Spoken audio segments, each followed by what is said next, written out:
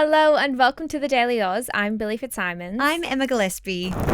The British government has announced it will lower the voting age to 16 for all elections across the UK, fulfilling a key election promise made by the centre-left Labour Party during last year's campaign. The new voting age is set to come into effect by the next general election in 2029. Today, we are breaking down what this means for British democracy and how it compares to Australia's approach to youth voting. Billi, we're talking today about a major change that has been announced in the UK. The British government has announced it's lowering the voting age from 18 to 16 years old. We've had a lot of conversations about lowering the voting age in recent years. There's discussion here in Australia and right around the world, but it is pretty significant for such a huge democracy to make a shift like this. What exactly has been announced in the UK? Okay, so the government, and keep in mind this is a new government. So like I said at the start, this is the Labour Party who is in government. They are centre-left and they took over from the centre-right Conservative Party at the last election. Led by Prime Minister Keir Starmer. Exactly. And so they have announced that the new voting age in the UK will be 16. Now that's down from 18. So currently you have to be 18 to vote in elections, and that's all elections. And now it will be 16 after this comes into effect. So when you say all elections, does that mean at all levels of government, like local council? Yep. Local, general elections, any referendums there might be. And what they've also announced is that you'll be able to register from the age of 14. So that's just to be able to get ready to vote by the time you are 16.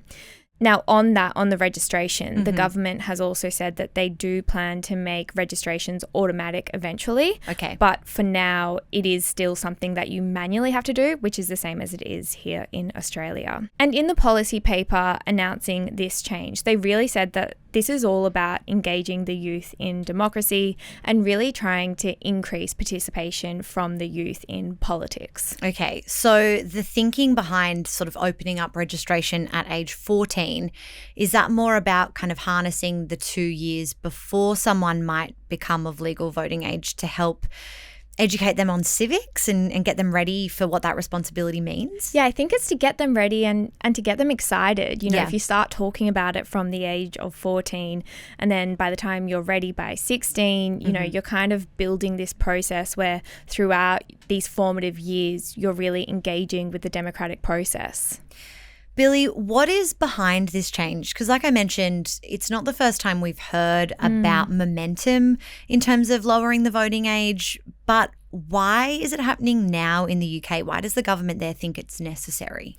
So they said that this is a decision that is based on allowing young people to have a say in shaping their own future. So acknowledging there that the government is making decisions every day about different things that affect people's future, and that includes young people, of course. I mean, it affects young people more than anyone else because especially when we're talking decades forward future policies, looking to kind of the generations ahead, they're the ones that will be the most impacted. Exactly. Another thing they pointed to was declining voter turnout as a key concern. Interesting. So in their policy paper, they said declining turnout and lower voter registration numbers show that many have lost confidence that they are being listened to. Now, unlike Australia, voting in the UK isn't compulsory. Okay, I was going to ask you this. Yes, so in Australia, whenever there's an election, we always have this conversation about making sure that people are informed. But overseas, it's actually not as common for there to be compulsory voting. Often it's voluntary. And so the conversation there is, how do we get more people to vote? So at the last general election in 2024, only about 60% of eligible voters actually turned up to the polls. That is so much lower than I thought it would be for the UK. I think those are the kind of numbers we expect out of the US, where voter participation is famously lower, but 60%, it's very different to the story here. Yeah, and that was the lowest turnout since 2001. Wow. And it was also about 8% lower than the previous election in 2019. Very interesting to kind of analyse that pre and post social media trend, that there was low turnout in 2001. Then you kind of have this dawn of the digital age and social media and all that does for mobilizing or disenfranchising people from voting.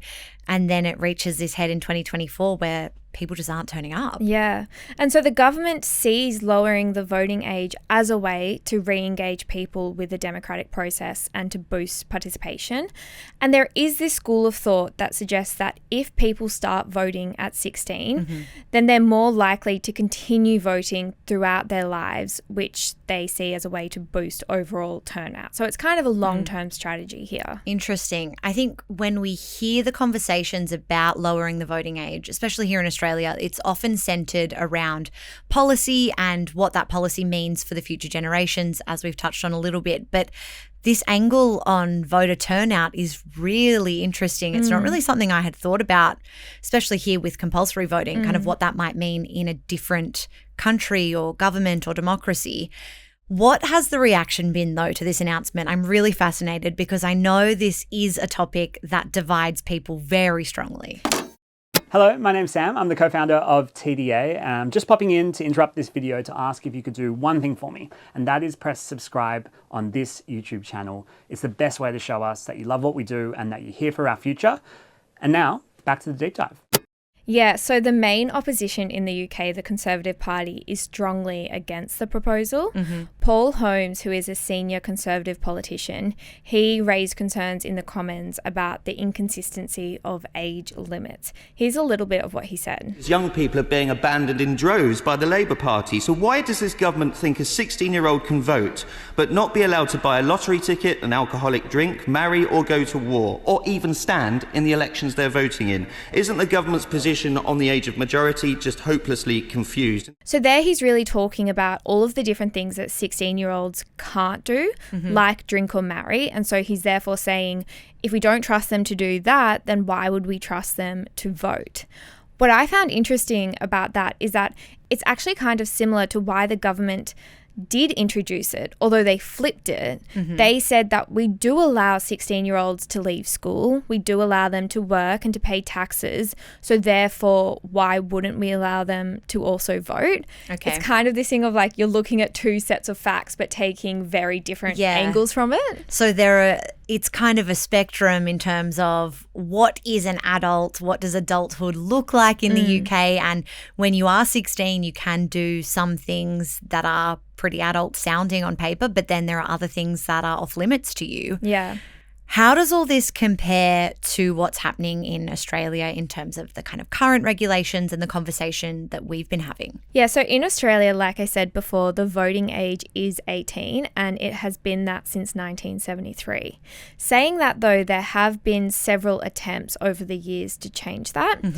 In 2023, the then Greens MP Stephen Bates introduced a private member's bill to allow 16 and 17-year-olds to vote. Now, his reasoning at the time, Bates argued that lowering the voting age would give young people the opportunity to have a real say over the politics and policies that will impact them for the rest of their lives. So exactly the reasoning that we were talking about before, which is why the UK government has introduced this bill. However, the bill that Stephen Bates introduced in 2023, that did not have the support of either the opposition or the government at the time. Yeah, I remember that being kind of roundly shut down by both major parties. But what was interesting about the Greens' proposal at the time was that it suggested allowing 16 and 17-year-olds the option to vote, but not making it mandatory. Like it is for the rest of Australia. Exactly, which would make it different in that way, I suppose. Yeah. Okay, so that was 2023, Billi. So really not so long ago under an Albanese government. What was the reason that Labor gave for not supporting it? Yeah, so at the time I spoke to the then Youth Minister Anne Ali about why the government wasn't in support of it. And she basically just said that she didn't believe it was a priority for young people. Here's a little bit of that interview. Can you explain why the government is not in favour of lowering the voting age to 16? The first thing I'll say is that when I go out and talk with young people, lowering the voting age is not one of the top 5 issues that comes up. I don't want young people to think that voting is the only agency that they have in making change. So the Australian government's position was just essentially that young people themselves weren't asking for this change according to them. Okay, so the kind of conversation ongoing here in Australia, but we know this is happening in the UK. Remind me when this is actually coming into effect. So they have just said that this will be in place by the time there is the next election, which will be in 2029. So that gives them a few years to get the legislation through Parliament and to have it come into effect. Billi, refresh my memory. I know that the Labor victory at the last UK election was pretty historic, bit of a landslide. Do they have the numbers then to pass this legislation? Is it a sure thing? Yeah. I mean, it's never a sure thing, but they do have the numbers in Parliament to get this through. So by all accounts, this should be getting through, even though they don't have the support of the opposition. Fascinating. It is such an interesting, evolving conversation. It will be really, really interesting to see kind of how things in the UK might shift the conversation for other parts of the world, other parts of the Commonwealth.